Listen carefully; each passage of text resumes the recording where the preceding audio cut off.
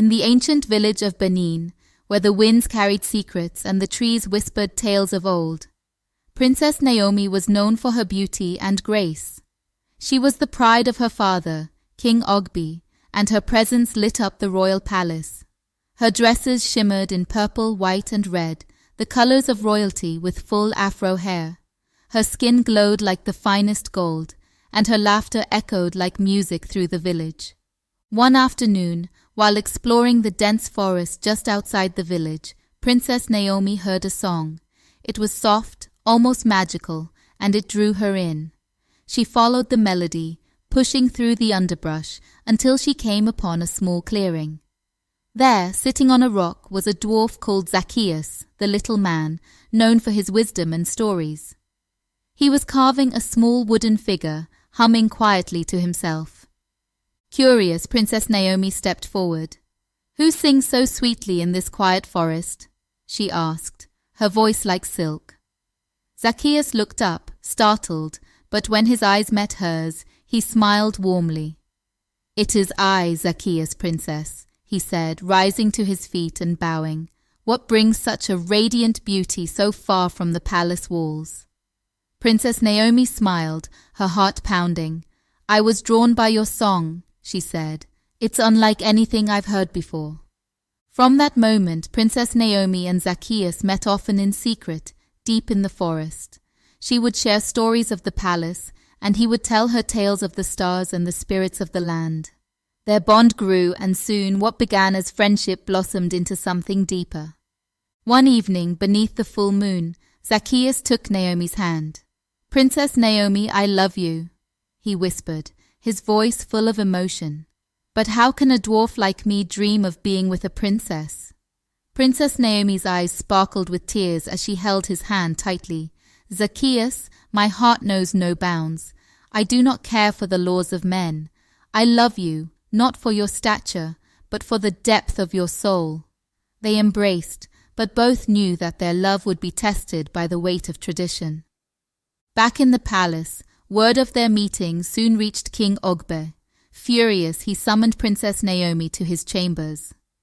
"Is it true?" the king bellowed, his voice thundering through the halls. "You've been meeting with a dwarf? With Zacchaeus of all people?" Princess Naomi stood tall before her father. "Yes, father, it is true," she replied, her voice steady. "I love him." The king's eyes widened with rage. "Love him? Have you lost your mind?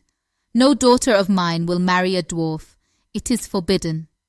Our laws, our traditions, they are sacred. How could you betray your heritage so easily?" Tears welled in Princess Naomi's eyes, but she did not falter. "Father," she said, her voice trembling with emotion, "Zacchaeus is more than his height. He is wise, kind, and brave. He has done more for this village than any man of great size ever could. Why should I be denied the man I love because of an ancient law? You do not understand, Princess Naomi. These traditions keep our village strong, our line pure. A princess marrying a dwarf would bring dishonor to our family." "Dishonor!" Princess Naomi cried, stepping closer to her father. "What dishonor is there in love? What dishonor is there in choosing a man who is good and just? You say you want me to be happy, but how can I be happy if you force me to marry someone I do not love?" "Enough!" the king roared, rising to his feet. "You will marry a man of stature, not Zacchaeus. That is my final word." The village elders soon heard of the conflict between the king and his daughter. One day they approached the king in the royal court. "Your Majesty," one elder began cautiously, "we understand your concern for tradition, but Zacchaeus has proven himself to be a man of great heart.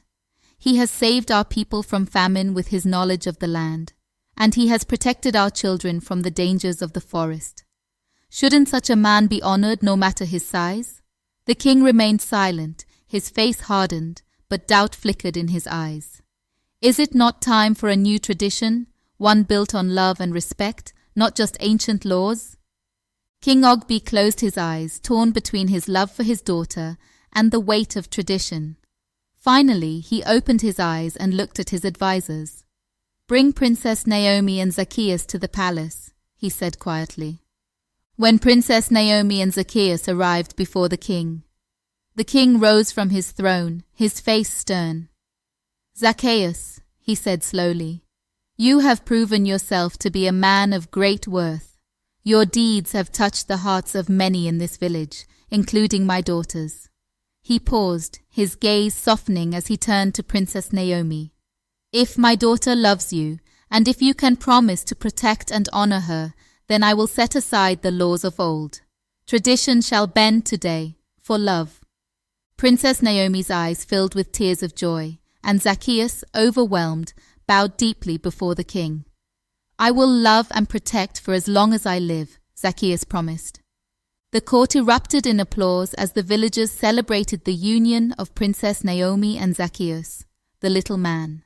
And from that day forward, Benin learned that love, not tradition, should be the true ruler of the heart.